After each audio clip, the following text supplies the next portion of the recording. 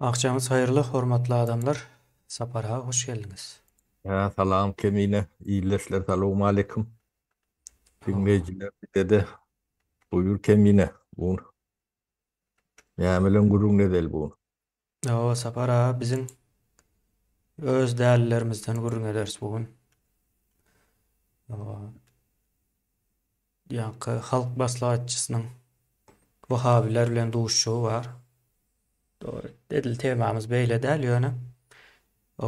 Buları yakından tanımak için doğru şeydip temamı adını yazıp da yankı. Bir tarafta halk maslahatçısı var ve şu halk maslahatçısından Vahabilere avlap yörde Türkmenistan'ın içinde. Hı hı. Ve beylek taraftan Vahabilerle mescit geziyerler ya da atçıyalar Hı. bilmedik ne demediğini. Yağdaylar şeyle sapara. Tamam. Şonun gurrun ne ders bugün. Tamam. O Doğru. ne demediğiniz yine. İsleseniz ben Vahabi'nin ne demediğini baytalap geçeyim. Kaytala, şimdi iyileşler bildin ve o ben din uğrundan hiç nemem yok. O Uğrum kendi. yok diyeniz. Din uğrundan uğrum yok. Ayıp şolong yalandan bilen son kendi nemedem ok. Ya da bildi oyuncu. Ben din adip öğrenlerden o şoğa değer olmadı. O bilgiyim. Aa, sapara. Şimdi Vahabilik sapara. Ya bizim dememizde düğünden bilinmeyen bir zat da. Yine sakal öy verenem Vahabi. Yankı namaz okanem Vahabi. Uman din bilen bağlanışıklı ýagdaýda Vahabi diýip bir neme ýarlyk bar. Ýöne Wahabilik barada hiçbir neme ýokdur, Bilgi yok. maglumat. Owa Yok. näme diýip belli däl ýanky. Bizim ildeşlerimiz owa bolsun ýa başgasy bolsun tapawuty ýok. Hemme urdan şu Wahabiligiň näme diýini bilen oklar. Sapara. Indi Wahabi näme? Wahabilik bir soňky çykan ýani at nemesine soňundan çykan bir zat. Eee, Osmanlı döwletine ýa-da halifalygyna garşy araplaryň ayaklanmagy bir ideologik bir zat. Şey diýär, türkler dini bozdular. Ama biz şonu täzeden dikeltdik ine. Täzeden näme diýäs biz türkleriň ortağa goýan islamy bilen näme däl diýip aýdýar. Öňe sürülen zat şol.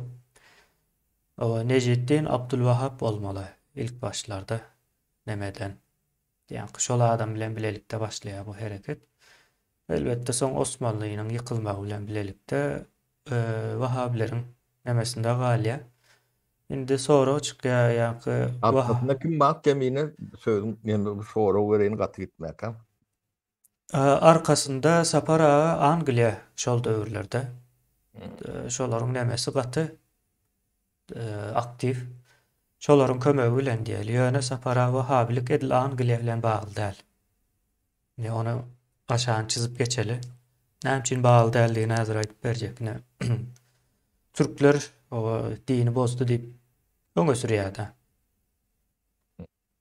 Soň hakykatdan seretseňem o şeylerek ýa-ni İslamiýet şo topraklarda çykan wagtyndaky görnüşi häzirki ine şu Wahhabilik diýilýäne gaty ýakyn ýa-da ine Taliban el alaly. Taliban özüne Wahhabi diýýän däldir ýöne. Wahhabilige has ýakyndyr. Yani diýjek bolýanym sapara original İslama has ýakyn. Bizim nemämizden türki milletleriň ele alışyndan şeylerek yani ayallara hak hukuk has pes, has radikal. O ondan soň üýtgemel däl. Türklerine üýtgetdi diýil ýa-da. Türkler İslamy üýtgetdi diýip näme bozulan kategoriýasyna goýýar diniň. Yani şeylere. Soň hakykatdan deňeşdirsen gaty tapawut edýär. Köp demesinde ýa-ni düşünje derejesinde de. Mysal üçin Ýewropada Kur'an-ı Kerim ýakdylar. Arap ýurtlaryndan kän bir näme bolan däldir. Geç çıkmadı. O Büyüme. sebäbi Wahhabilerde ýa-ni Kur'an kitap değildir yani ol fizik neme değildir. Kän üns beren oklary bizimkiler ýalam ullakan näme diýeli has mukaddes däl-de Araplaryň nemesinde bir mukaddeslik nemesi başgaça düşünjesi Araplarda. O şeýlerek umuman Wahhabilik şol diýip aýdalyk gysga aýdylanda. O galanlar muny özüňiz internete ýatsaňyz hem her türlü çeşmelerden her türlü düşündürülüşi çykýar. Onu okap bolar. Şimdi bu taýdaky zat o ýurdun içindäki namaz okuyanlara Wahhabi diýdiler. Yani O diyenleri hiç onu türme basıp yok o diyen. türme ýa şol türme basmak üçin diýerler. Bular bir zat diýen bolsa ökmen oň aňyrsynda türme bardyr. Neme de yarlık, tökmet nemeleri. Soň beýlek tarapdanam ine Wahhabiler bilen gezip berdi. Ine häzir seredin. Bir tarapda o Türkmeniň musulmany barmyş. Ýa Sapara, Gurbanyly. Bir hili ağış, telpek tapdyr bir ýerden. O sarja guzu mu näme goýunmuş onuň nemesi ýaly bu. O beýlek o soň bir hili don giýipdir. O tarapda da ine Arab musulmany bar. İkisiniň hiç bir meňzeýän ýeri ýok. Ne ýagdaýlar şeýlerek Sapara. O indi bular halkyň maslahatçysy. O beýlekän bilmedik. O Allah'ın neme yakınla kulu bolmaly gelen Wahhabi. O mehmanymyz diýip aýdal Sapara. Ben şu neme kemine çödün ağzında düşünüşümçe şu mescidi Türkmenistan'a salýarlar herhalde. Şeyler mi? Şoň açılışına. Hawa mehman neme ýalak görünýär. Wahhabiler. Öýeti ýalak. Yo, ýa-ni Wahhabiler mehman Gurban ulam neme bolmaly? Olu şolong pulunu Türkmenistan'dan mescid salýar da. Hawa. Soň ýene bir zat aýdyn Sapara, ondan soň dogry berjek sözü. Wahhabi ýa-ni Araplaryň İslamiyet düşünjesidir Wahhabilik. Yani Arap ýurtlarynyň hemmesinde ýene Wahhabilik bardyr. Onuň ady üýtgäp bilýär, Selefi bolup bilýär. Bir tarapdan ina IŞİD. IŞİD aslında Wahhabiliğin bir neme aýratyn bir şahamçasıdır. O Selefi diýip özlerine neme diýär. Selefi diýmegem peýgamberiň izni hiç üýtgetmän dowam edýäs diýmek manysyna gelýär. Ýa-ni Wahhabiler hem şey diýär, biz peýgamberiň nemesi onça ýörýäs, o türki nemeler ýören ok diýär. Hakykatdan aýdyşlary boýunça seretseňiz şeýlerek onu kabul etmek gerekli Sapara. Yani nemeden çıkan neme bilen bağlanşykly däl. Ýöne gaty radikal, ekstremist nemelere çelli gidiyor. Hiç hoş däl. O yani Talibanlar görüp o netije çıkar vermeli ýa-da IŞİD'i görüp netije çıkar vermeli. Buna. O Sapara söz sizde ine halk maslahaty var bir tarapda da o näme diýilýär ona? Ters gelýän Wahhabiler bilen o gezýärler ine şu taýlarda. Näme diýip bolýar buna? Kemine ine şolong ağzından çykýany, edýäni 180 gradus ortalyk ters neme berýär diýelim. Ama şeýle ort geldi. Hani halk maslahaty barada biz gurrun etdik de. Ýok Sapara. Yani bir tapar gurrun etip geçeniň bilen biziň iýleşler belki de düşünýänlerdir. Ya da biz düşünüp boljak tarzda ya dille yetip bilýänlerdir. O halk maslahaty diýmek Türkmenistanyň iň ýokarky guruluşudur. Halk maslahaty ady üstündedir. Yani doğru bolsa da yanlış bolsa da diýýäňiz. Sizin wekillik iň ýokarky wekilçilik nemäňiz? Halk, Türkmen halkynyň iň ýokarky guruluşy guramasy. O şo taýda da näme diýdik? O ilim bolmaly, bilim bolmaly, bilgi bolmaly, tejribe de bolmaly, akyl bolmaly. Yani şo halk maslahatynyň Türkmenistandaky nemesi o biz döwleti bilgisiz, ılımsız, tecrübesiz dolandıracak diyen. Yine Türkmen demesinde halk maslahatının mazmuni şol. Yani son içine deret gören, onun içinde hep görünüp durur. O biz Türkmen olup neyim şunu göremiz yok. Ya biz o derece düşüncesiz, bilgisiz millet o ya da başka bir sebebi olmalı. Ya da düşünüp daha bir sesimizi çıkaramız yok. Ya da katı korkacağız. İnni bir devlet o akıl bilen yönetilmese, alım bilim bilen yönetilmese, o tecrübe bilen dolandırılmasa, onu bunu hem bilen dolandırmalı bu devleti. Onu maydık geçtik. Korku, yalan bilen dolandırmalı. Başka yok kalan o. Ne yalanın bir formülası ne şu an ayda oturuyorsun da. Şu da o yalanın bir görünüşü.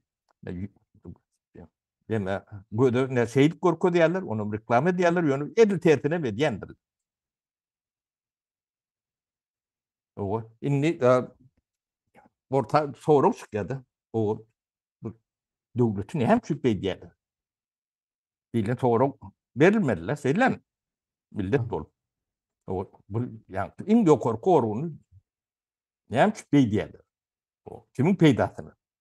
Bu sebebi o biraz yani adamla kellesinde bir zatlar kıymırlamalı. Ne sebebi bir yurdu kömürcek olsam milleti bilimsiz koymalılar, ılımsız koymalılar, o korkatını saklamalılar, o toplumu cahilleştirmeliler. Bilimsiz, cahil toplumu korkuyun aşağında da saklasan rahat soyup oluyor. Yani kömürgen bir yani, olmasa olmaz diyen formulasıdır. Hem de şey diyen. Yani, yani gelişen toplumu, bilgili toplumu kömürüp bilmeyen. Ne şu an Türkmenistan'ın devlet başındakiler hırsız. Yani bu adını doğru koymalı. Tamam. Bunlar hırsız. Bunun arkasındakiler adı. O bir transkontinental ne bir mafyozu struktürü. Yani dine ortet diye onu ortet bilenem demedi. Halkara kartel yalak neme. Solor soyuyorlar. O ne iyiydi da nemedik görüm korku. Korkuyun tanıma için ne ettiler ne tarihinde seriden o da değil. O ilkulak mekteplerinde çağlar vaandan başlap üniversitelere çendi. Çağlar bilim alma diyalar ettiler. No. Ya çolong beyinlerini yudular mı? Yani Türkmen ben çağam ben çağam deyip neme diyendirler. O çağan tenisiydin ki onun beynisini devlet şeyle oldu da siz çağanın iyisi dersiniz. O kendinin iyisi olup bilirsiniz. Yani. Doğrup biliyeniz, o naharlap biliyeniz, ölse caylap biliyeniz. O yönü beynisi bilen o siz nemeden yok da. Yani devletin eline. Devlet değil ya da hükümetin eline. Şulon eline şu nemeden. O şulon ne derecede abiyomda informatı almalı değil. O ne hilak informatı almalı değil. Şu datlarını siz kesiklen yok. Şular kesikli. Yani şu hırsızlar. Yani onu yani düşünecek olsa sağlarının kitaplarını seyredip görün. Mekteplerini seyredip görün. Neyme okuduk, neyme koyuyorlar. Ödem soyun için edilen rahatlar. Dine devleti tağlama için edilen. Başkaları için edilmeyen. Ya biz bunu ne çık görüyoruz? Ne? Dur gen bu soru. Siz bir düşünür yalak bir düşünü. O kaytalamak mecburiyetinde mi kandip yemediyen kemine. Bu yani bu biz için düşündüklü bolonu bilen yani halk köpçülüğüne 30 yıl bu informasyonu açlıkta yetiştirilen deme. O, o degradasyya duçar edilen toplum belki de düşünmesi kıyınıraktır. Yıp kaytalayaklar bunu. Olmadı bu dağıtlar yani başlangıç mektepte geçilen, öğretilen dağıtlar düşünmeli alaklar derler.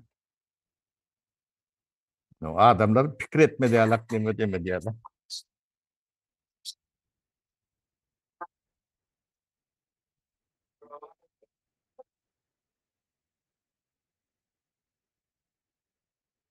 Başlam.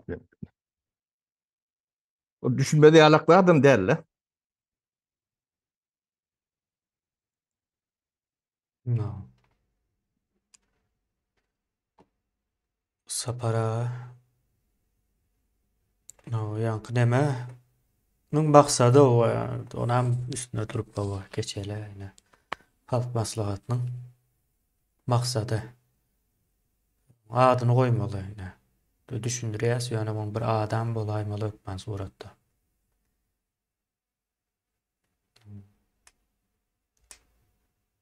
Hep bular hırsız. Değil mi? Ha. O ne bu hırsız adam şular şu uğurlayan da adın belki de %5'i 3'ü şulara düşendir. Yani yurdu başkalar sömürüyor. O yetatan ort nemestir. Ne biz itere var da kan gurrun ettik de. Şol oğlun ne açık vatta yetişen demez ben mektebine senini bilýän de çağalığını bilýän. Öyle bir Türk görün demez. Ben özüm şol sportif internatda okudum. Bular bizden ýaşken bizim yankı iyide kaldıran tozorumuzu eğirip bilecek adamlar derler. Yani Makarov. Böyle terede koyuyordu da. Bugün sanak Makarov'u arkamalık gidiyor. O. O. Ne hem çip şolor yalaga adam. Milyarder. Hemen adamın Türkmen kadını katabı. O bırım del. Kim del. Ya da Açırtov. Ya da şu vaktine Vadrajden'de bir firma vardır Türkmenistan. Ne hemen alınır şolor. Ben fikir et koyan mı? Ne hem aman berdi nur del. Ya Makarov'un derini kurwan del. Durdu del. Kemiğine del. Siz o milli namusunu zadınız yok mu sizin bir yerde bu kıymırlayan o bir korkuda yerine de bir korkunlarla korkuntudur. O. Yani ben elementar gözüme dürtülüp durun demek. O şehrin orta arasında da o ofis var. Hem de şu görsün bir reklamat ne alak ne met. No. O şol uğurluğu hiç kim görmedik oluyor da. Taşında içinde. O ne jurnalist bunun gurrun diye. Ne opozisyası bunun gurrun diye. O. Opozisyon. Yetmediler. 30 yıl edenlerdir şunun. Hiç yerde adı çıkanlar. Yok. Ha. Sapara men näme üçin çykarmaýaka diýip pikir edýärdim de. Soň bir gün o gün gelir men özüm şu ekrandan şu zatlar aýtmaz olur diýip pikir etmedim ýöne. Aýdýas ekrandan bu zatlaryň yurt bizim elimizde däl. O ýa sapara aşýaly. Birinji Ruslar, soň ikinciden hem ol neme Türkler bardyr. O inden bilmedim. Araplar hem bolaýmaly. Arapların hem siyasatlary var. Yankı Vahabizmi yayratmak diyen ýalak bir Yeme kemiğine siyasatları vardır. yani ben burada da bağlayacak kolum onu sen yani bölümde indi şu bizim cahilliğimizin üstüne yani başlan radikal dini getirip salarlar. Olun o insandan ütköşük olmaz. Ondan onun aşağına çıkıp olmuyor. Yani bizim en ulu bedbahtçılığımız yeke bizim değil, Türkiye'nin kontrolü. Araplaşmadır. O cahillikten emmeterdir. Yani Türkiye'nin şu atki adayla seyredin. O Türk deprem, o ulu bedbahtçılık, katuli. O benim canımız ağrıyor, yüreğimiz ağrıyor. O şolon yaratı bizim yaramız. O zatları biz o düşünüyor. Yönü şutayda cahilin, cehaletin öldüren adamsı yer titremeden yüz etseken. Yine cahilin demeti şonunla alaktır. Bulon oğurlanlarım cehennem deydir yerde. Şu bedbahtçılığı görüyordu. O. Ödleri duruşunu hırsız. 100%. Yani din nemeden bilen on nemetmen onu. Ödem şu siyasi İslam'a tarikat. Hiç de başka zat değil. Yani FETÖ düşman niyedir? O bolup bilir.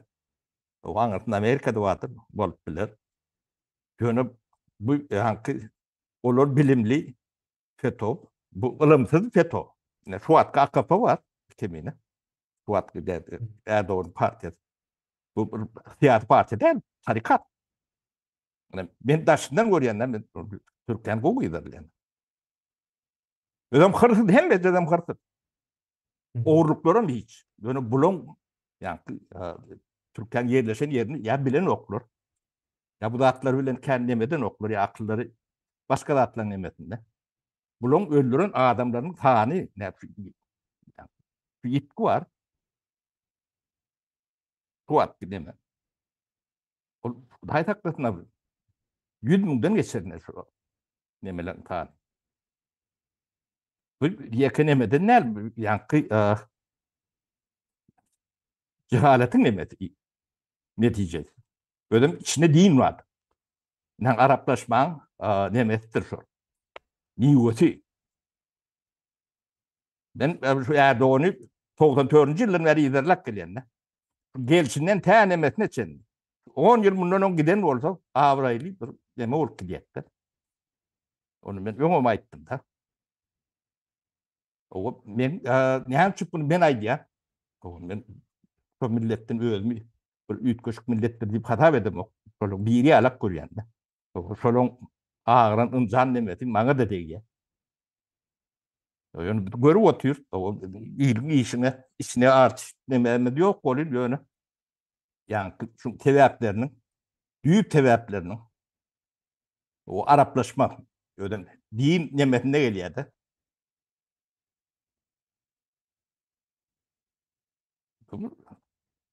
Milleti yani geliştirmeyecek olsan toplumu içine solatlar sokmurlar.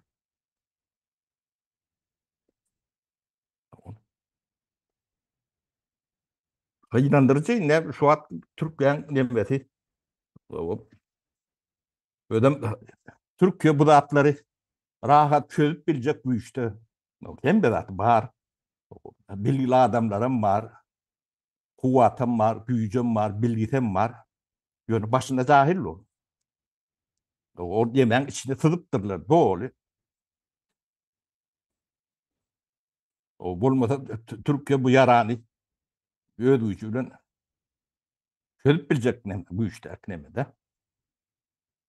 Yetkililer 3-4 günde o in kuromoçuluklu, disiplinli deme onu bilmeyen adam yok bilmiyor. Floryal cahil bilmeden o. Bilgeçin etti yani.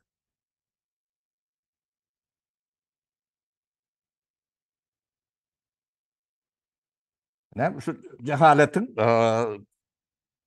getirip bilecek demesi blok uğurlanlarından yüz etti. Yani toplumu zelil veriyordu. Yan veriyor. O cehaletin demesi bedeli katı ağır olayandır. O biz ilk çıkman demeyemdir. Cehaletten çıkmalıdır. Bularım soyacak olup biri cahillikten çıkarmayacak bolýandyrlar. Türkmen halk maslahaty düýbünde soýatandyr. Bunu biz goňşuýumda seyredip doganlygymyzda seyredip görüp oturýarys. Bu cahillik nemesi ýeke Türkmenistanda neme däldir. Özbegistanam şeýdendirler. Gazakstanam şundalaktır. Ýöne biri beýlekden bokurat ederek diýýär-de türkmen. Şondalak tähel nemedir? Ýöne şulaň ösmesini taklamak üçin ilim bilimi kör edersin. Kowşa dursun. Jemgyýetiň ödemlik edýär bunu galan. İçine din sokursun.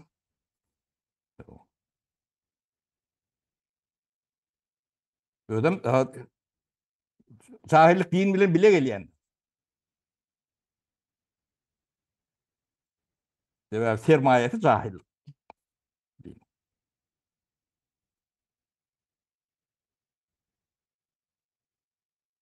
O sermayesini düşündürün Sapara illeşlerimiz düşünen däldir. Sermayesi cahil diýende.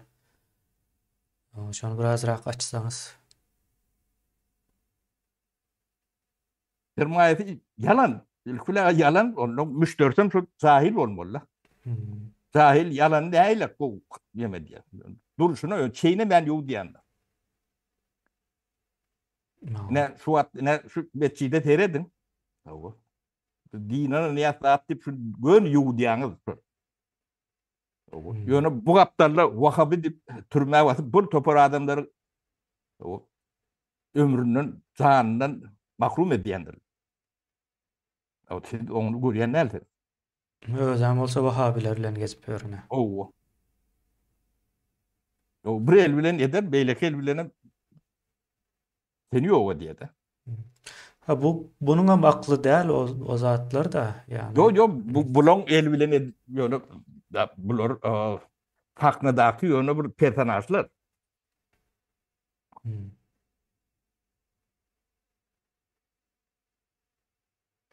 Karaktersiz, edebesiz. Sapara jemlän bolsaňyz men bir zat goşaýyn şu taýa. Ýa bilgi hökmünde. Illeşler 10-njy asyrda ýa-ni 9-njy 10-njy asyrlarda diýip alala. Ýa-ni 9-nyň soňy 10-nyň başlary. Ahmet İbni Fadlan diýip biri bar. Ýene şu zady gaýta aýtjak, gaty möhüm bir zatdyr. Bu şo wagtky Abbasi halifalygynyň El-Muktedir diýen bir sultanynyň ýa-da halifasynyň diýip aýdarsyňyz. Maliýeleşdirýär şol adamy, olam gelýär. Bizim topraklarymyza gelýärler, Oğuzlaryň arasyna. O wagtlar esasen Oğuzlar diýip bilinýär şol. Orta Aziýadaky nemelerin köpüsi Hazaryň boyu, Merweçelli. Indi bunun nemesi näme maksady Sapara? Şolary ýa-ni musulmanlaşdyrmaly. Ýöne görýär bolanok. Soň ýa-ni näme Bagdada gaýdyp gelen wagty bular kapyr we bulary güýç bilen musulmanlaşdyrmaly başgaça bolanok diýilen näme taýýarlap bermeli. Näme diýerler ona? Rapor. Daklat diýeline. Köba daklat edýärler. Bizim her çıkışymyzy şu wagt gurrun edýän çıkışymyza alyp ýazyp, ýa-ni köba daklat edýär, onam orslar okuýar.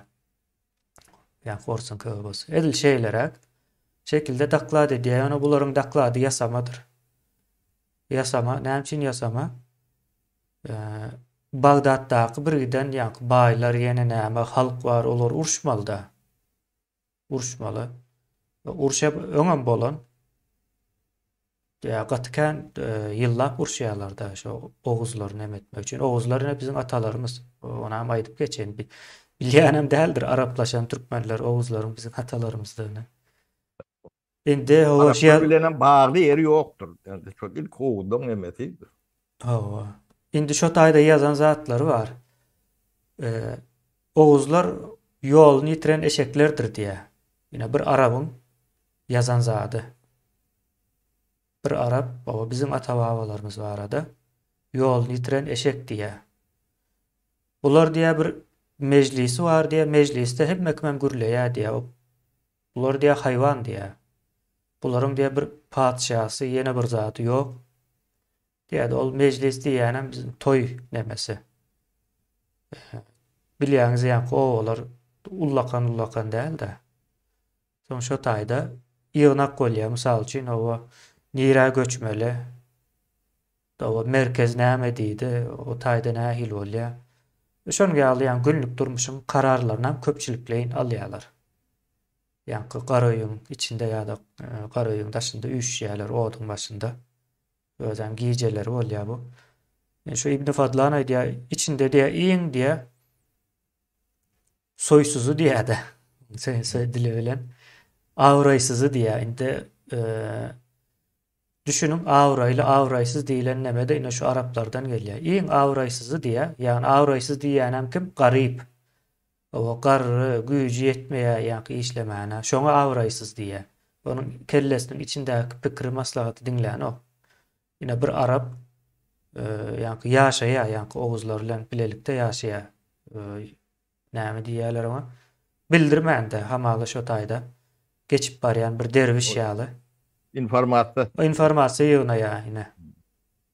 Informasiýa ýygnaýar. Soň şonu bäre padşah sultana getirip nemeden wagty şo nemesinde kitabynda ýazyp geçýär-de. Oraz o şeýle zatlar var, soň gaty ahlaksyz, hapa, yuwunmaýar, ýene näme diýip ol aklyňyza gelip biljek. Ine şu wagt orslar aýdýar, tualet biz getirip berdik size diýilýän. Siýasatyň edil özüni ine araplar ilkinji ýyllarynda alyp barýar bu zatlary. Ine ýazym Ahmet İbni Fadlan ýa-da Fazlan diýip baba nemede. İki şekilde ýazsaňyz hem çykýar. Şol adamyň oguzlary barada, ýani bizim ata-babalarymyz barada ýazanlar var. Maksady o erwet görkezip soň araplar üstümüze nemetmek, küşgürmek. Ýani halypa da şonu isleýär. Ýani topragy giň işletmeli, o birentek gyrnak, gul, ondan soň salgyda baglamaly we iň soňunda da şeýitde. Bu araplaşdyrdylar ýani wagtyň geçmegi bilen ýoş-ýoş. Bizim orslara yeňilmegimiziň hem aňyrsyndaky sebäp şol. Ýene bir gezek ýani Seljuklu döwlet bolýar-da, şondan soň döwlet ýok. 800 ýylla arasy boşluk. Girim tarihi seredim. 800 ýyllap döwletin gurulmadyğı bir millet, ýöne geçmişe seretseňiz, o gatykän döwlet bar, diňe döwlet däl, ýa konfederasiýa bar. Oguz diýmek konfederasiýa diýmek ýa-da il diýmek. Şo konfederasiýanyň nemesi, näme diýilýär? Aparady il. Il diýmek o halk diýmek däldir. Sapara biz ine şeýdip araplaşandan soň köp zady bilýärmiz ok. Ýani oguz diýmek bir döwletiň sosial guruluşdur. Oklar vardır. 10 ok ýene näme diýär? Ol 9 oguz, 10 oguz diýen näme? 9 sany türki milletleriň bir araya gelip üýüşip o il guran nemesi, ýani döwlet gurýar. Ýa-da 10 bolup, ýa-da 3 bolup, 3 oguz, 9 oguz. Şo zatlar ýok. Indäm seredin, häzir ine halk maslahatyna geljek sapara. Bundan 1200 ýyl öň diýeli, tegelekler bolaly sapara. 1200 ýyl öň bizim ýanky maslahatlarymyzyň üstünden gülen o araplaryň edip giden işi häzirki halk maslahatynyň netijesi şol. Biz şol demeden soň ýanky maslahat edip bilmez ýaly kala geldik. Näme boldy? Onuň ýerine bir padşah geldi. O sultan geldi. Şol karar aldy hemme zady. Şonuň daş döwründäki wezirler boldy. Ýani edil arap o döwlet guruluşuna öwrildi-de. Ýani adyny hem araplardan aldy döwlet diýip. Döwlet araplardan gelýär. Biz şo zady dogry düşünmesek köp özümüz alyp barışymyzyň ýani ýalňyşlygyny düşünmeýäs. Bizim özümüz alyp barışymyzyň. Türkiye'ni şoň içinden çıkaran oklar hani. Akıllarım yetýär, tecrübelerim var, o bilgem var. Olun şol araplaşma demetinden, kapanından çıkaran oklar da. Hı. O tarikat edip bir yerine sokup dururlar. Yine de topor nemeleri var da. Şu adam bir kaptalında kağıtı imlat veriyorlar. Katar'dan alayan pulları nemeleri. Hem de senin bir sonu vardır. Näme Katar 1 milyar 600 milyon dollar veriyor yani şu yer titremede. Näme sebäpden ine? Onça pula mätäjem däl aslında sapara Türkiye.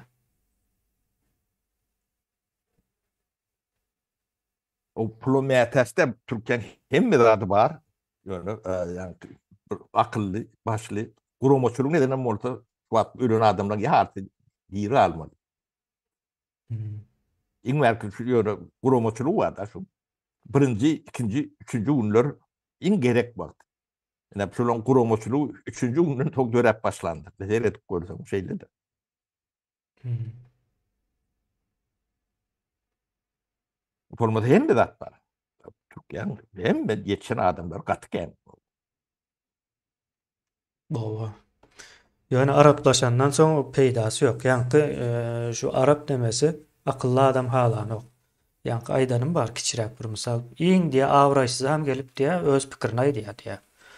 Demek biz şol wagt demokratik bir nebede ýaşaýan ekenimiz.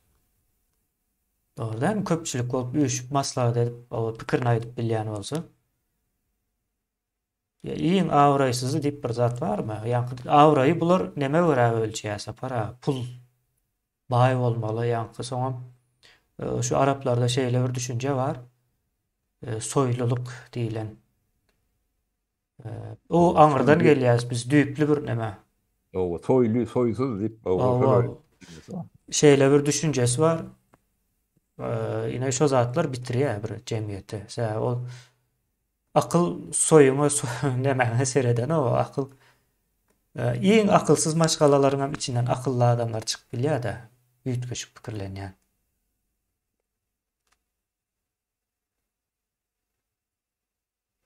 Ene biz şu Arapların demesi bolmadyk bolsa biz bu hiç ýuracanyň Ors diýilen ýaly.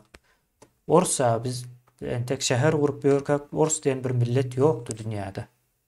Yani ki 17. asırdan emet başlayanlar. O Araplarym bizden soň çykan bir millet sapara. Araplarym bizden soň çykan orta.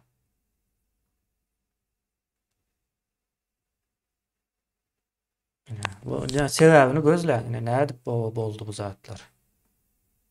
Näme üçin araplaşyldy?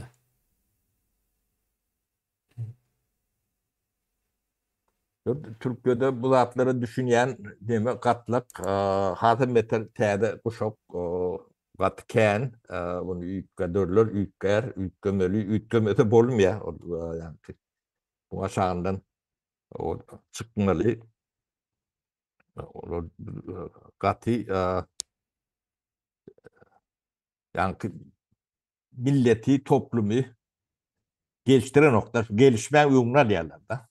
O gelişmedik toplum bayi olup bilen o adam yalak yaşavan bilen o garipliğin düyüp nemesi gelişmemezlik. Gelişmemezlik hem dine yani öňüni o azatlıktan biraz şäklendirirler. O ılımdan, bilimden yani dine yene şoňa yatkın ederler. O toplumu gelişme diýerler edýärler de. Saparaýna bir illeşimiz neme ýazypdyr da ýani dijeyimiz hacı bolupdyr diýe. Indi gaty bir neme, böküm bir zat ine aýdym dälirä gören bir adamy neme kabul edýärler. Mekke kabul edýärler. Edilmeli däl düzgün boýunça. Yani kapır girmeli däl Mekke. Kur'an-ı Kerim'de ýazýar. Kapır Mekke bilmez diýip. Girmez diýip. Yani bu näme üçin girýär? Musulman mı ne şu? Kapıma möňde gideni. Sal üçin. Emine bulon hiç bir samimiyeti yok. Yani, bu samimiyetlilik bu kapırlıktan berbat mıken yani samimiyetin yok bolsa. Bu sen haydi dine Eksup bolanın ulenim yemesem yok tapawul. Yo, Samimiyet. sapara men şunun kapırdığını bilýän de o ýandaky Arap näçin? O bilen ok. Ha olur gerek geldi. Bilme gerek geldi. Hawa ýa bularyň Araplaryň başdan bäri edip gelýän zady şu din sövdasydyr. Arzu edip gelýän zatlary şonuň üstünde ýa Petra nemesinde de gatykän urşýa bu. Taryhyny bir görüm. Bilinen okda bu zatlaryň taryhy bilen bilinmelidir. Araplar o şu din nemesine özne ýa ýatkyn etmek üçin, şu pul işlemek üçin gatykän neme diýerler ýyllap. Soň Rimler bulary gowy berýär Sapara Petradan. Soň çykyp gaýtmaly bolýarlar, çöle gatjaýarlar häzirki yerleşýän ýerine. Ya.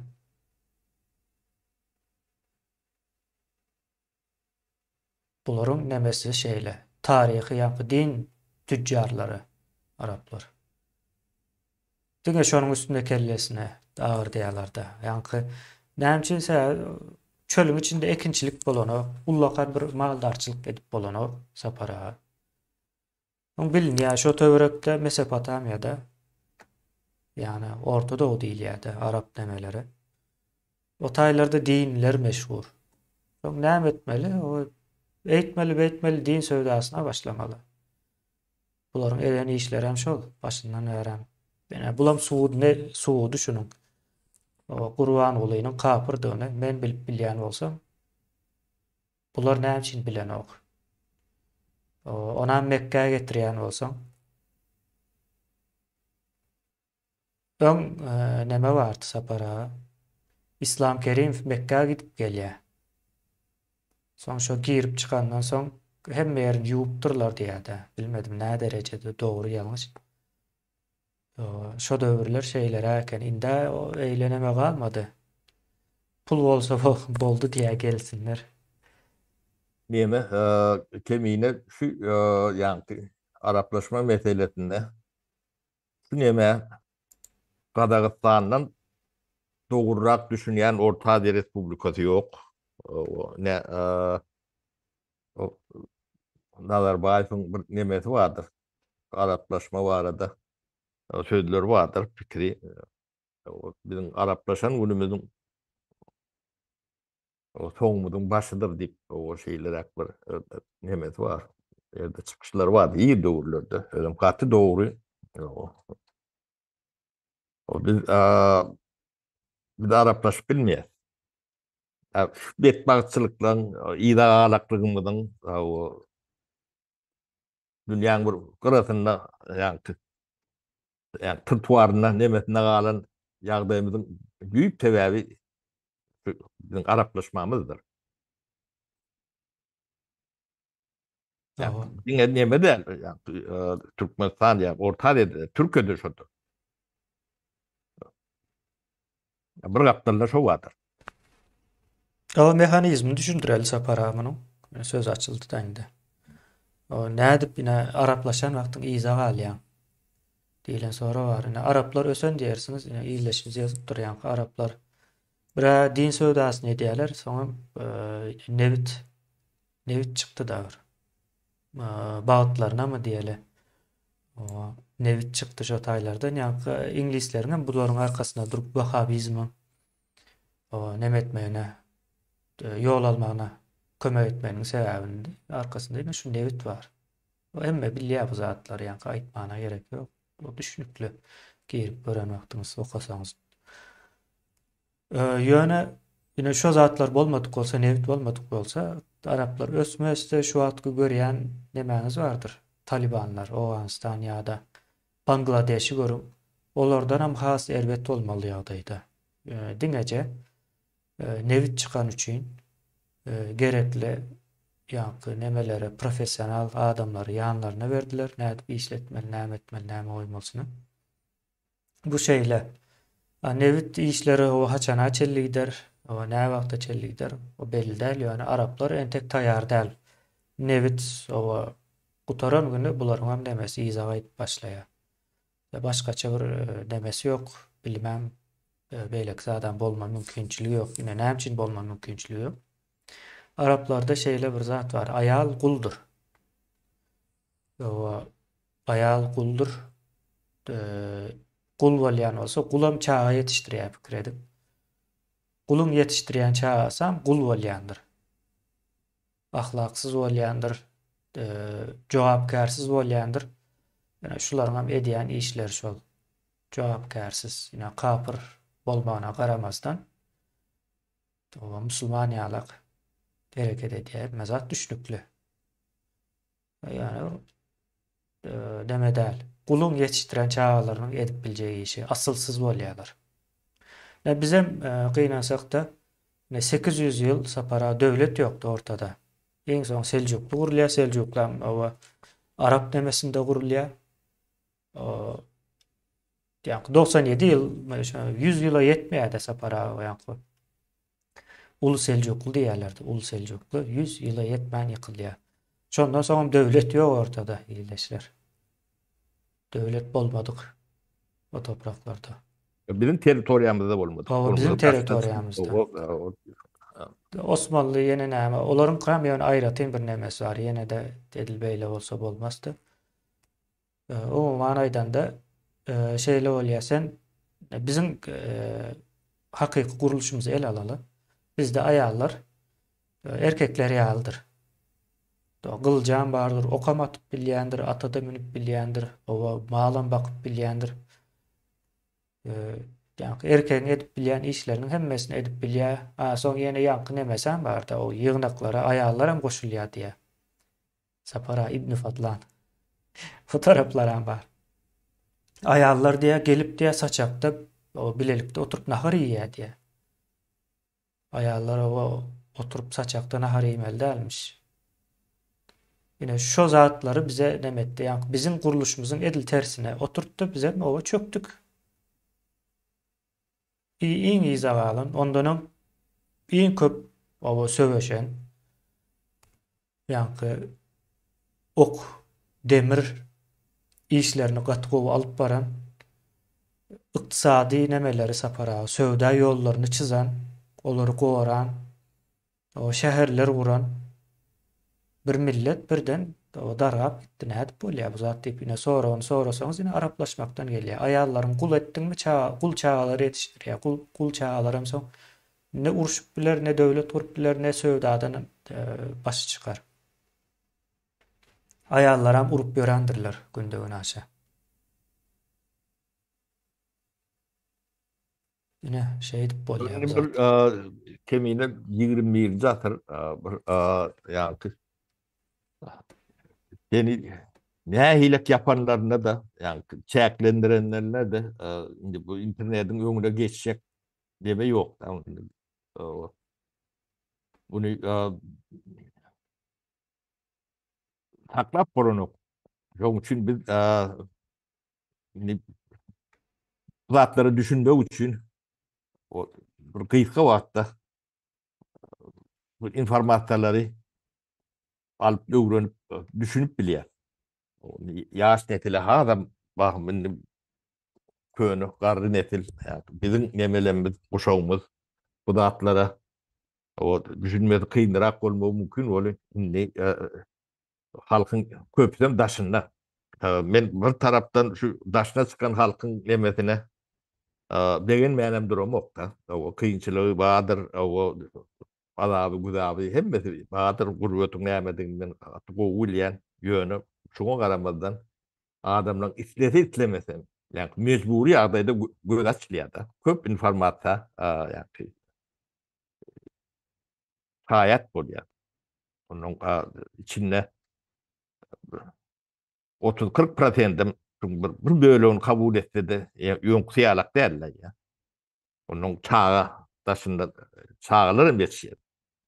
100 000'dan gowrak çağa bar ýa. Başında demek diyorum. Olaram bu informasyon demek içinde, yani kıyınçılığın içinde elbette bulunuyor. O Türkmenistan'ın içindeki alak derler. O yani Türkmenistan'ın için Huday haklısın. Bu demelerden halkı yani şu informasyodan mahrum ediyorlar. Onu da aydınlanmadan suutnaması da yine Türkiye'de şu an yetiştirdi. Bu topar görgü deme o Şunu näme Türkmen telewizionyasy o günnölük berip duranok Türkmen halkyna. O doğunluk halkymız da başına gelen zady derdini paylaşmalar hemen bilmeli. O şunu näme şükürlýärler. Kiçijik mysalyna özüm bolup duran. O ekrana çıkıp adam alýarlar. Duýgudaşlyk bildiren bolýar yalandan, o da yalan. O bir zat 10 adam iýeren bolýar. Hemme de yalan edip gören zatdan bar yalan. Hiç samimet ýok. Türkmenistan üçin gorkulu demeti da o ya da atrita tilini diýeli. Ters demeti Türkmen milletin içinde samimet diýilen zady hökü bilen onu sözü manysy bilen ýok edipdirler. O samimiyetin ýok bolsa sen dinsizliginden merwetdir. Sen hırsızlygyňdan merwetdir. Sen bilimli ya bilimsizligiňe derde yaramaya. Samimi däl adamlar. Demek duruşu bilen yalan bolmaly bolýar. Arap bolýan. Ýene dogurça şey baýdy. O dünýede bir samimi araba duşuk görüpmidiňiz? Samimi Arap bilen işedip görüpmidiňiz? 10 tane kontrol koyup etsen bolýan, bolmasa da bolýandan. O men bu Arapları ýerbet görüp demedim. Onu ýönüp durmuş nemeler şol. O sizem şey diýerler.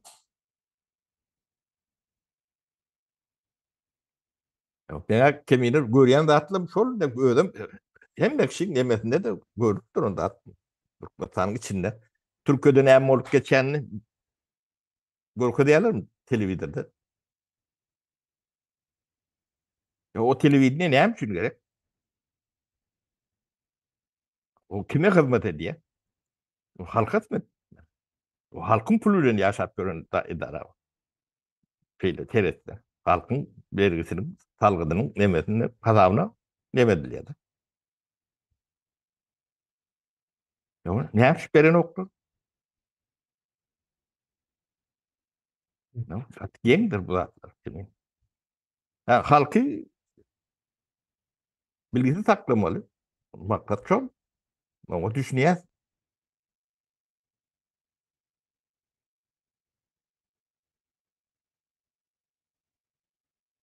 O sapara biz problema düşünmeli. Yani şu zatları 2 ýyl bundan öň aýdylsa hiç düşünilmezdi. Yani problema biz näme üçin o beýle diýilen sonra bar da.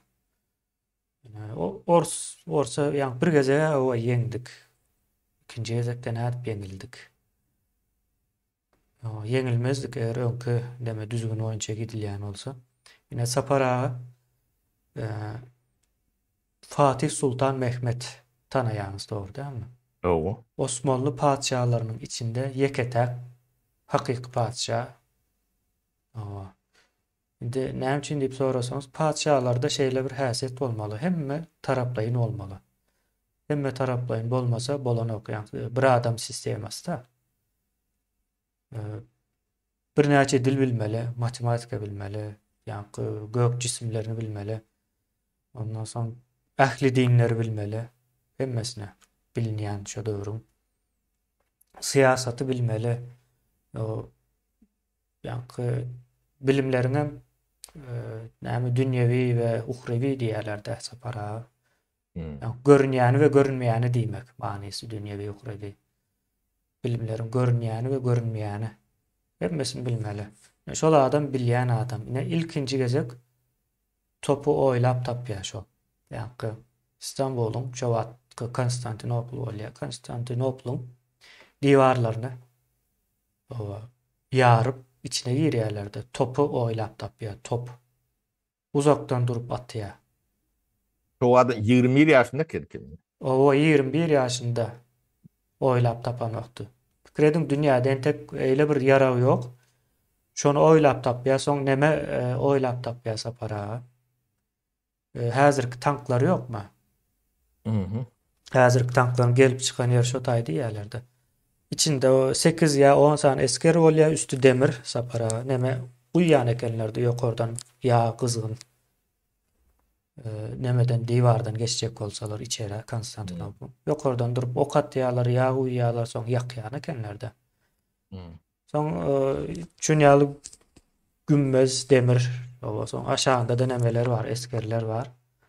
E, Galdyryp ýöreýär, ýöri tutýan zatlar var eken. Men hayran galdym. 21 ýaşyndaky bir sanjak adam, oglanjyk diýelim.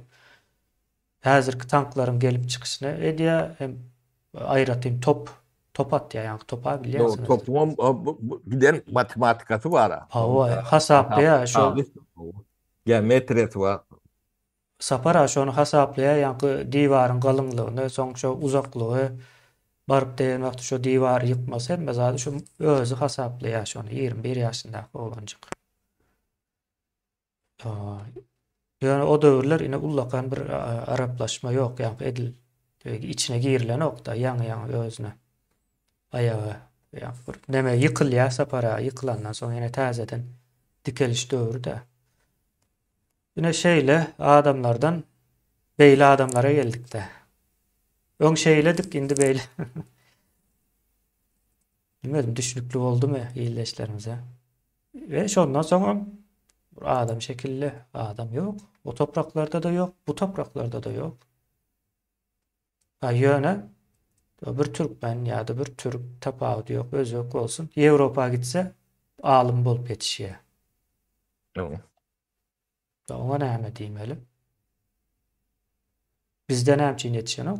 Bizde Arap düşüncesi, Arap sistemasi, bir Araplaşan insanlar maşallah, inşallah sabret, şükret, o haram, halal, günah, sowap diýip bir şey baha berýärler-de daş döwründäki Yok, wakalary. yani şu bilim sistemasına hiç ün vermediyalak ediyeler ya da yanlış oturdur yalak ediyeler de. Yani şu devlet demesi aklı, yani şu bilimin doğru olmalılığını tespit edip oturdup bilmese, yani bilim sisteması yani beyin yıkalayan, yani ödlerini dolandırıyanla nimetini kanaatlandırıyan bir nesil yetiştiriyorlar da. Şu ödleri tabiin, yani şoları test verecek nimet toplum yetiştiriyor da. Hmm.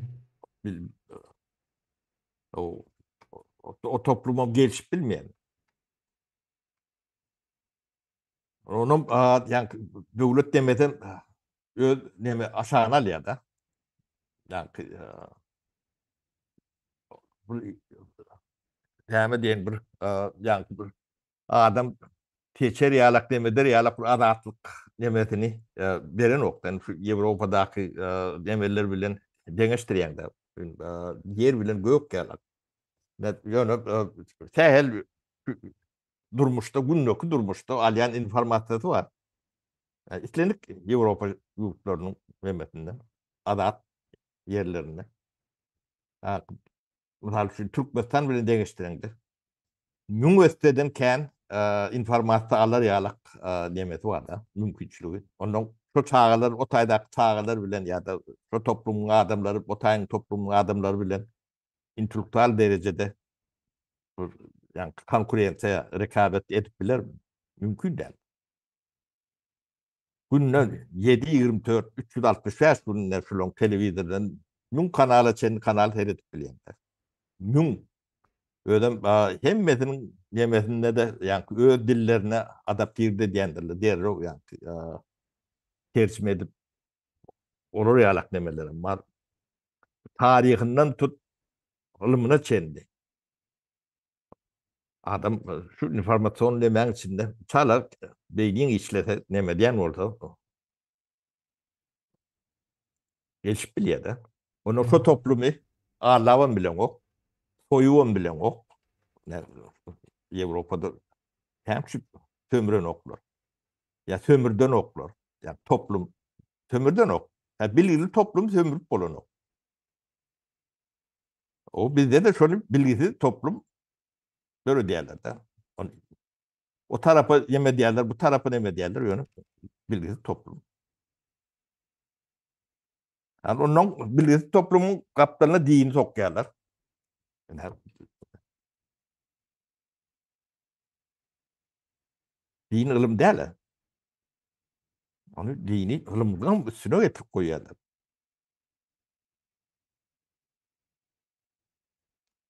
Hmm. Onun bilen üçüncü döwletler diýerler. Yani ösmejik toplumlar. Hiç kimle ýarşy bile yok şolong nemesiniň hyzmatynda gezip ýören nemeler bolýar. Hmm. Bunu hem şunu diýerler. Ne? Yani şunu diýen adamlar tebet nemesi bolmaly. Behsidi. Hırsızlık başka bunun hiç nemesi yok iken. Gatı neme. Hırsız. Yo Çünkü aydyp durna para Arapların arzuwy kenine şo taýda birinji bolmak. Ya başka çareleri yok. Başka girdejileri yok. Şonu etmeseler bolan o. Hemme de şonu ediyor o taýlarda. Hırsızlyk nemesi aňyrsy şo taýdan gelýär.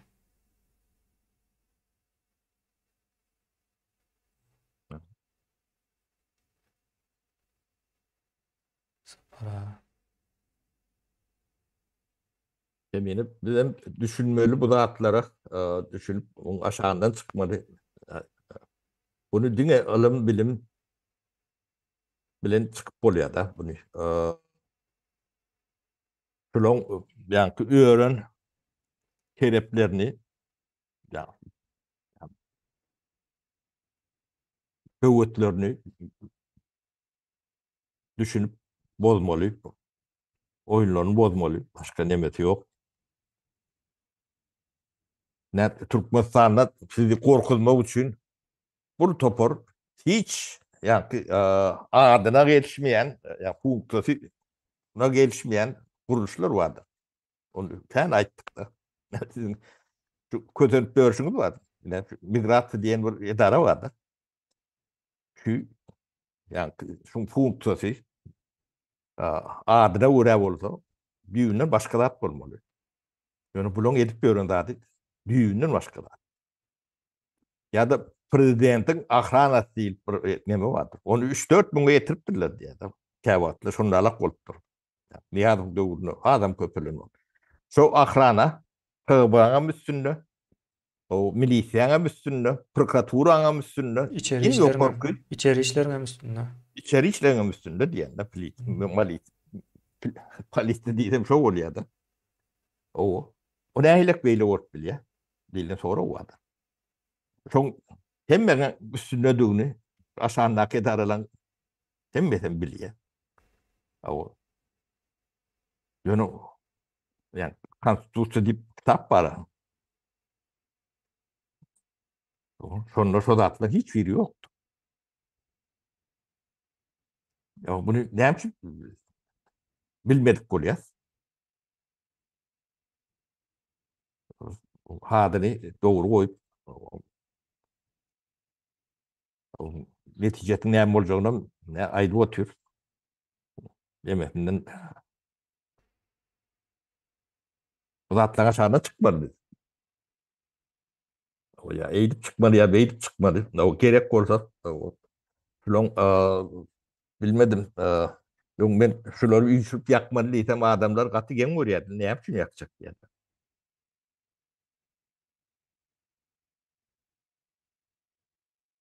Hmm. O. O başka näme demetjek?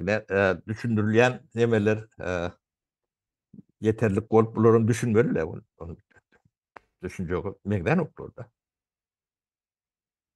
Yok bolmasa ne kemine bay prezident ekenine bir nemetdiler. Ýurt çoň eline. Şo ýurduň eýeti.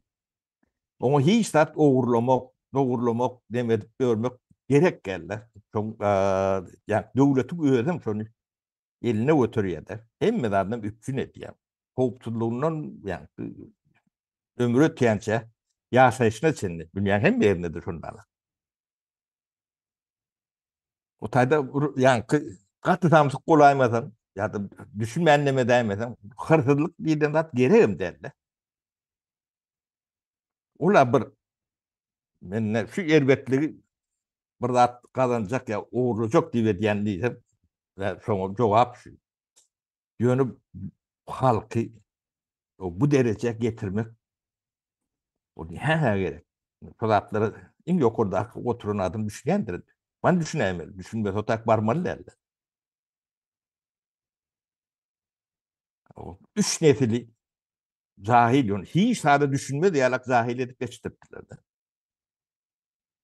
Ne bolmasa şu zatları ýeke yani beş on adam görmeliler.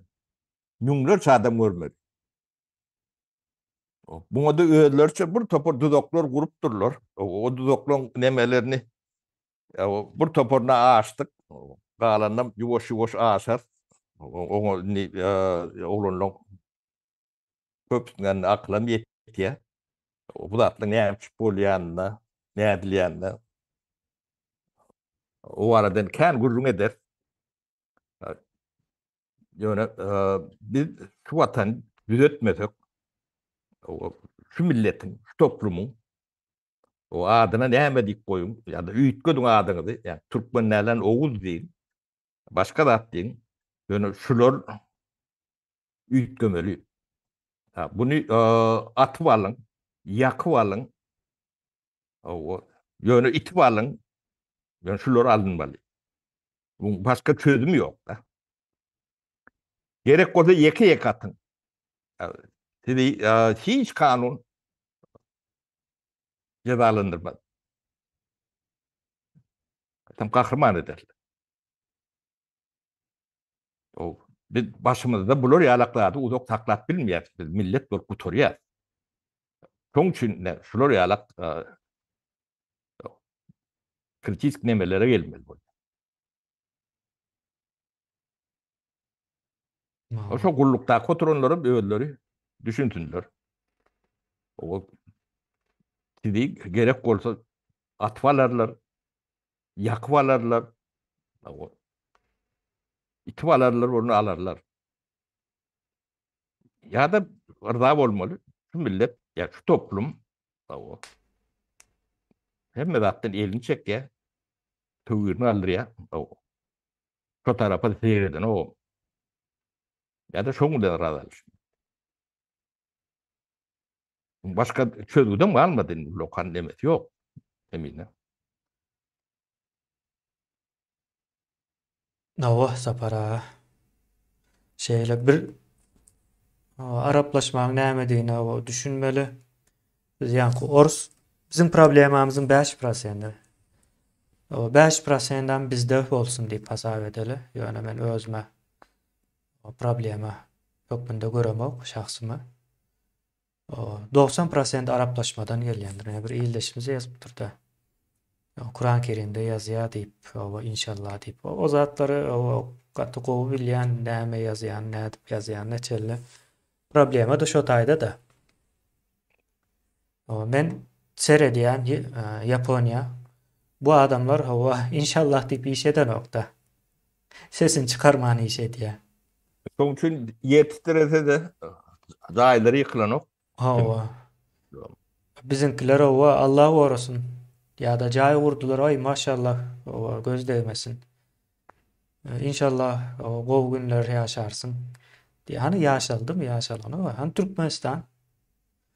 Ama bir sana o Müslüman ýurduny görkezim. İnşallahlarym ýurduny. Sizin gidip ýaşap biljek. Ýaşap biljeňiz. Näme üçin Ýewropa gidýäňiz? Näme üçin Arabistana gideňiz, Pakistana gideňiz, Owganistana gideňiz? O indi ýene bir zat bar sapara, ine Türkiýanyň ýagdaýy gaty gowdy da soňky 5 ýylyň daşynda. Türkiýanyň ýagdaýy gowdy, soň birden erwet boldy. Näme üçin erwet boldy soňky 5 ýylyň içinde? Has erwet araplaşdy. Has erwet derecede araplaşdy. Üstüne Araplar getirip koydular. 5-6 milyonlar Arap getirdiler. Olaram köpeldi. 2-3 esle bolup köpeldi. Kim bilýär? Sanydan oklar. Yani az almadygyny bilýär. Indi türkmenler gaçýar sapara bu ýurtdan. Polşa gaçýarlar. Owa ýa-ni Baltika yurtlarına gidecek bolýarmyşlar. Estonya ýene bir yerlere de gidilýärmiş diýip. Hany galyn da inşallahlaryň yurdunda onda. Maşallah. Yine kemiğine şu yer titren regionu var. Yani onu bir iyille. O yani Suriye bilen komşu da. Onun içinde Arap nüfusu var. O şimdi çok göçüp gelen nemeler bilen o tayı zaten Araplaşar. O demografiyadan bozulur. Yani bu da Türkiye için uzun yıllar için ulu probleme çıkar. Şu tayın demografiyasını ütgölüp bilseler, ne Türkiye'nin önünde katı ulu neme vardır. Kıyın. Yakınçılığa bu bir yara da bu ulu yara. Yani üstüne de o da o hupumada. Onun adamlar düşünýäne men diýär ki o ýerde käýerde bir ýerde gurbiýärler neme diýerler bolýar. Yani şolar ýalak nemede hop bada. Owa, sapara ýanky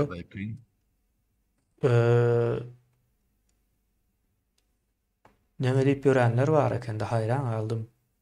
Ýurdu diýe araplaşdyryp bildik diýip beğenip görenler bar. Hayran aldım bu. Haýsy milletden kendidir ýa-da. O Arap haýsy milletten eken, haýsy partiýadan eken. şu haýsy partiýa bolsun, şu bilinýän partiýadan da. Bu hayran alaýmaly. Beýle zat bolup bilermi? Ine ýene bir zady bar bu işin.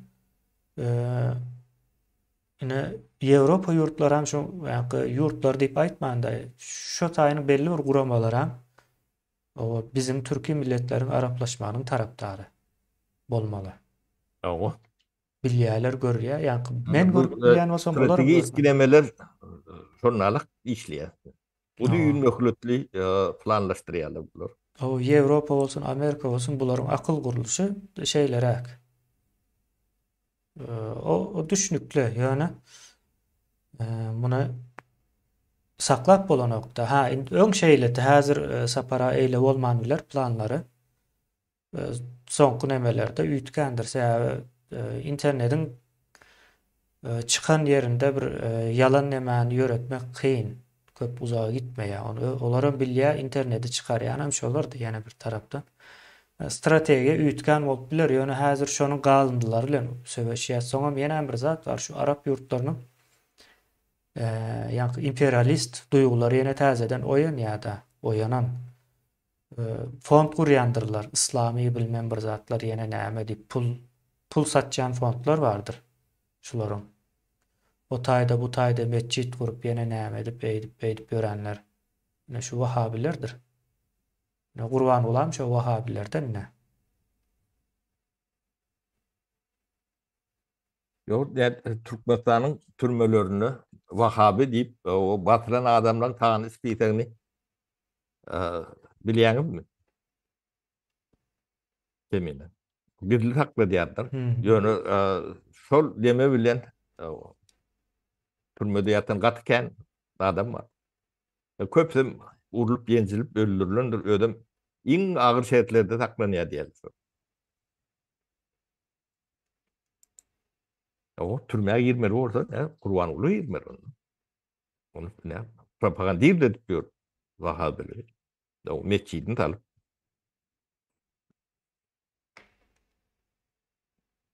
Ödem şolong da zorunu, kontrolünü, proyektini talınan olmalı. Bilşimçe. Wa şeýle atlar hem bar tolaryň. Indi içindäki imamna seni Rotaýdan geller. O.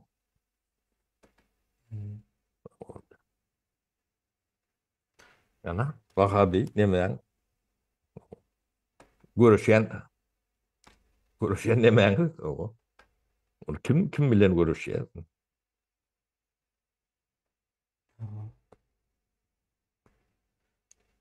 Näçin o neme var? Adam saýlaýar diýerler-de. Näçin Wahabi saýlaýarlar bular? O. Ýanyndaky ama Wahabi ona basaýmalyken odan depe uğratmaly da bularyň nemesi boýunça. Ýöne özüňe Wahabi dini üç taýdan görýäs. Başgaça bolup. Bulong neme Yani bir yüzü yok da kemine. Bunun köp yüzü var. On hayfini görüyorsun bunun ertir näme boljagy belli derler. Ertir bunun Vahabı bolsa ertir Ors. Aa, Tamam. Erdoğan elde arkadan vurup diyor. Yani hiçbir samimiyeti yok. Mene neme diyen neme özünden çıkarayan demek şu samimiyetliliği. Yalan bunun şey yalan o eminim. Gemeler diye değil de bu şagal o. İyisi iyi mesela kanunlar partladıptır diyen yani. O bunca da şagal o. Düğünden deme. Ya bular indi bilýär sapara, olar soňky günlerinde indi bular aýak aldığından ýa-ni ekrany işlemelidir ýyldaşlaryna ünüs berersiňiz.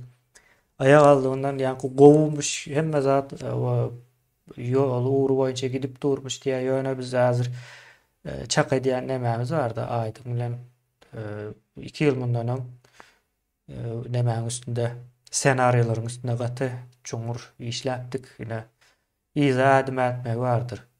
Çıkıp yani Türkiye nemesinde o bizim hem yurttaşlarımız var ya da hatta yurdun içine almasalarım yine alıp dururlar gidip var ya yurdun içine iyiye çıktı yeni näme diye yani bu zatların hep mesela buların kovşap başlandığını suud ediyor da kovşama o kovşama görüyoruz zatların içinde. Yalandan ama olsa diyen. Yalandan hem olsa sen mecbur şeydip o neme etmeli. Indi halk bilen son çaknışmalı bu en sonunda. Şonun için yani halk bilen çaknışmacak bolup gaçýarlar. Yani problemalarının çözmeyenliği hem şu oldu. Yani bir problemi çözsen ikinciyi hem çöz diyecek. Onu hem çöz, bunu hem çöz diyecek. Ondan sonra çaknışmaya mele gelecek de. Bunlar hem elmi da ama yani halkı yok hasap edip deme diyorlar. Halk O yoktur. kemine ne edil yani depremin sonrasında o studentler, değil mi? Studentler 2000'den köpte.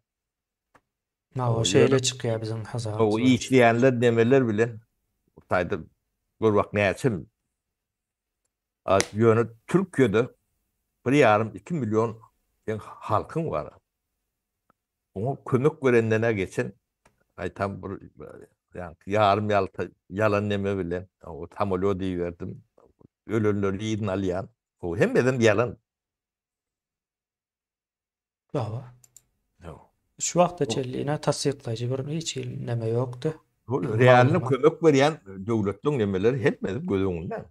Televizyonun görkez dur, o hava teriştelerin berip dur. O iki tarafın var. İyi veren devletin özünde de, o değerde de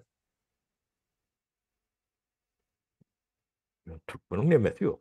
Türkmen'in televizyonunda Türkiye'de yer titreyeninin yeki epizodu yok. Halk görün o. Ne için görkezmeyerlerine? Sonra bir nem çıktı bir sonra verip gördün mü? Sen Vatan Havarlar Havar programması der. Tamam.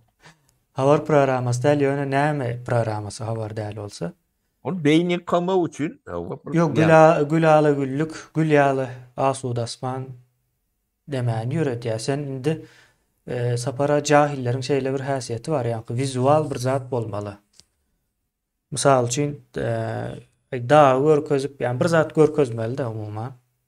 Neme der ya tutarık olur yalı. Cahil insan dine o gözü bilen gören zat olan düşünse düşünmese yine şu zat deyip görkezsen hem yetiyor da. Yine Türkmenistan'a yine şu Türkmenistan asuda deyip görkez yerlerde. Yani hakikat değil deldiğini özü yaşap görüp görüyor onu. Ekranda o demedi ya Gülala Güllük asuda diye. Son şol bilen gelip o gül yal vatanımız var deyip ağzından kaçırıp biliyor onu öz aydana ona. Onu öz aydana o beynine yerleştirilen zatın öz çıkıyor. Onun aydara zatı yok sebebi. o men diyeme kemine katı gen oryadım ne biraz öğrenip başladım bir 3 yıl daha siz bilen işleşmiyorum lan demedim. O şuun uğraşan bir tütlük. Yetil uğraşan düğünün başka adam. üçüncü gün düğünden başka adam da. Günü gününü tutanok. O, bu sen näçe ýüdüň wa diýmeli bolýan agyrdyň. O. O günne bir kitaplar ütkep duranam ba. Bir däl, iki däl, üç däl, on däl. Ýa-ni watan habarlaram şol ýaly adamlar üçin edilen deme. Ýa-ni gürleýän reklamly şit da. O Pepsi Cola satýanlaryň demesi ýaly. Hiç kimem soranok. O anın köçelerini hemçin görkezlenok misal üçin. O gaz bolmady sapara. Adamlar köçe çykdy. Neşe zatlar o görkezilmese soň bu adamlaryň nemesi ýok, durum-durky ýok. Şonuň üçin her gün her tüýsle kodurlar. Çakmysça da öz ýaşap duran durmuşy başgaça ekranda görkezleýän şol ýene soralan wagty haýsyny aýtmaly ne? Öz durmuşyny görüň bermelmi ýa-da watan habarlaryny görüň bermelimi? Yo bu adamyň nemesine bir kefil ýaly görýän mene käp deme şu razdvoyenie lичности zat diýerler hani şu zat şu. Bu razdvoyenie de däl, rastроение bu biram däl, ikem däl. Var ki iki adam ortada görüp bolýarlar. Bular ýa-ni günne 4 sanap bolýarlar da. Onuň haýsy dünýäde ýaşap ýörenlerden bilen oklar. Dünýälerim büýük köşkde.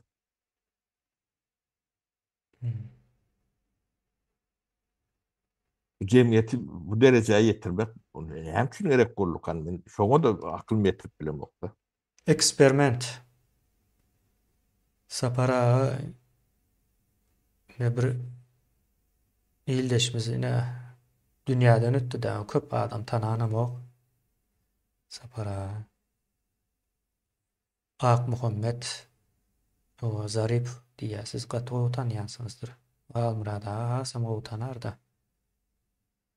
Ýene şol ýa-ni eksperiment geçirdiler diýip aýdypdyr da soňky günlerinde ýa-ni ýakynda aradan çykdy. Menem gatykän gürrüň etdim. Bu ýaşyl bilen. O ýurdun üstünde eksperiment geçirdiler, özem orslar geçirdi. O diýär. Düşünýänler hawa düşünýär. Bu deýdiň eksperiment keypine özem sapara munyň bir maksady barmy ýokmy? Näbelli? Rus imperiýasynyň nemesinde bir izgiderli akyl ýok. Galtamanlyk bar. Bu olan bir akla bağlı däldi. Yani keypine edilen olmaly. Yani orta yani elinden gidirmek için, gidirmezmedilik için ediliyor bu da. Yani, giden region sonralık, onu İngerbedi Türkmenistan.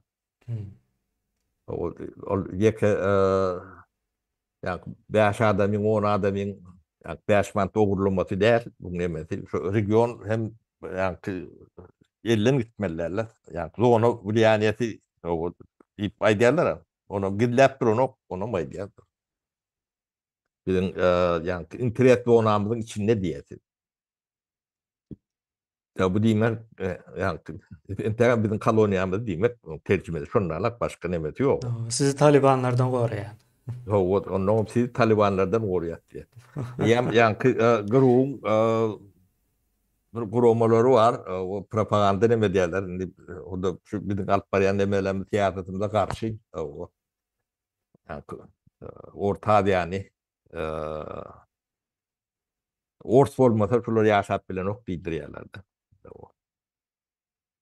Netijede şol dedi Talibanlar gelip iýe diýerdi. Gelsin. Böyle Talibanların işine.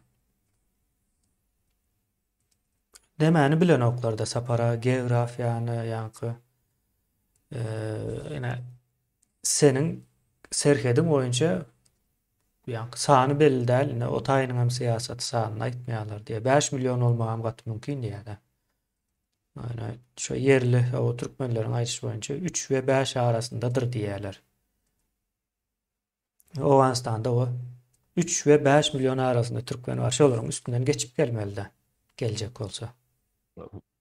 Deme onu şey dip delilleştiriyorlar. Ne ben onu aydıp vereyim. Hmm. Ne, sen Vahabi diydin ha. Awa. Ne, yani işiden Vahabi, işi şu tayk eyem göçürüp getiriptirler. Awa. 10 bin, 20 bin deme şu tayda diye. O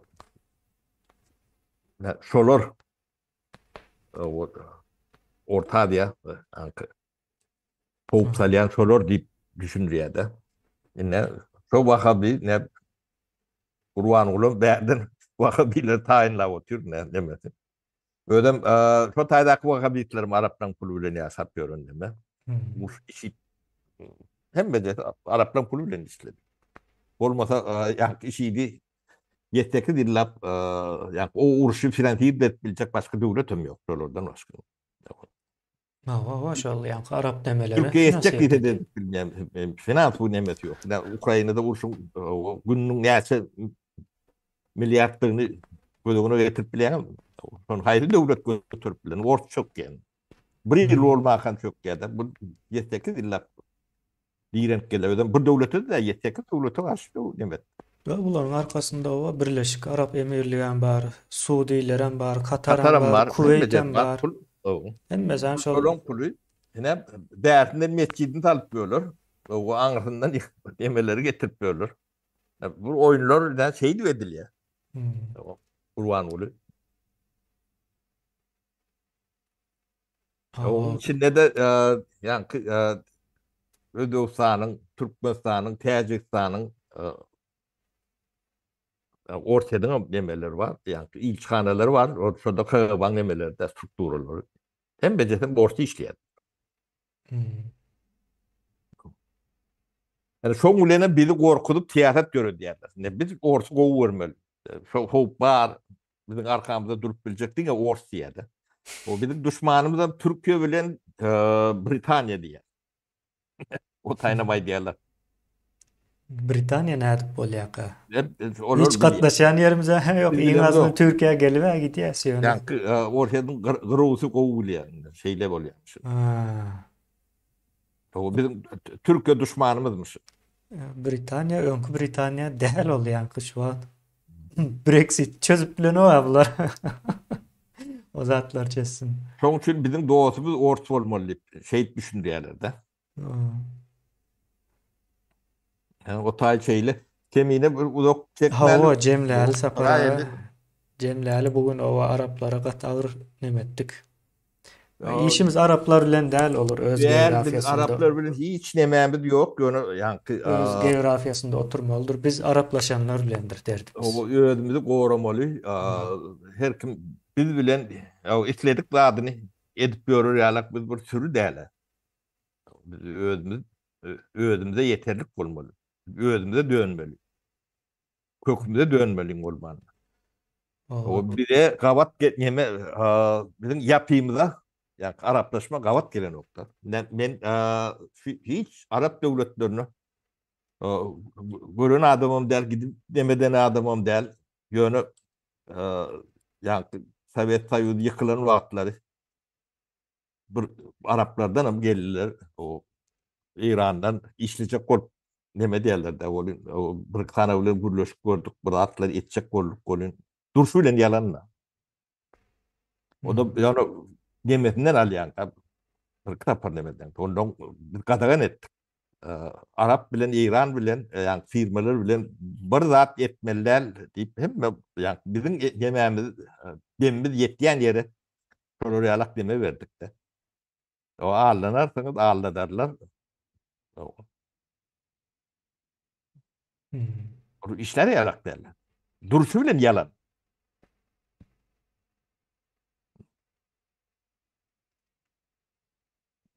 Hawa. Bizim yemeğimize hiç kavat gelen nokta. Olmasa işine diyen olsa hem kişilerini işleşip oluyordu. Hmm. Ya da öğütleri yalak bir yalancı olmalı. Ya onun başarımız yok. Yapayım da. Kavat gelen ok. Hmm. O diýmek aňyrda bir terslik bar. Ýapyň. Yo ters düýünden ters sapara olma. Ya tarihi deňeşdirmek yeterlikdir. Yani Arap ýurtlarynda ne ekin bol yani düzgün hayvançylyk bol ya. Bular yalan bilen ýa-ni pazarlama diýerler sapara buňa. Marketing.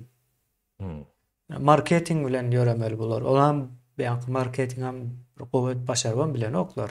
Yalan bilen başaryp bilmeýän. Yalan Yo. bilen ýürek bir tapar aldartynda. Mao. Bularynkine şeýle. Bizim bir A- tapar, her kimden bir tapar ağırlanıp gördük de. Bir küçük neme de adam değil bir. Yani vaktinde getirmeyen ya da o hili elbet ya şoňa meňde saatlar edýärler de bu yani ağırlaşlaran bir ilke meňleşderler. Ondan Sapara sonra taýda olur. diýen dur diýen de. O erwet tarapam güýji etse Allahu ekber diýip kelläňem kesýärler onu. Erwet taraplar hem bar bularym. Yani bular Suat Dubai bulon paýtagty boldy neme o Türkmeniň paýtagty şu taýda. Dubai hem pullarını şu taýda çekýärler. Gaçanam şo taýgatça.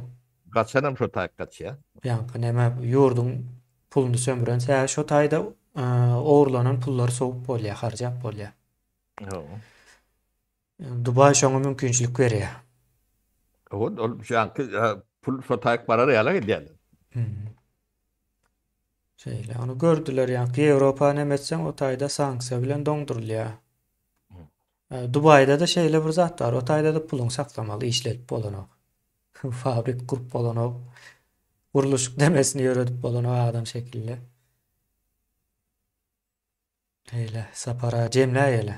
Bolýa ýyllaşlar sag bolun. Sağlıkda bolşaly. Oh, Sağ ol, iyileşler sana da. sağ olun.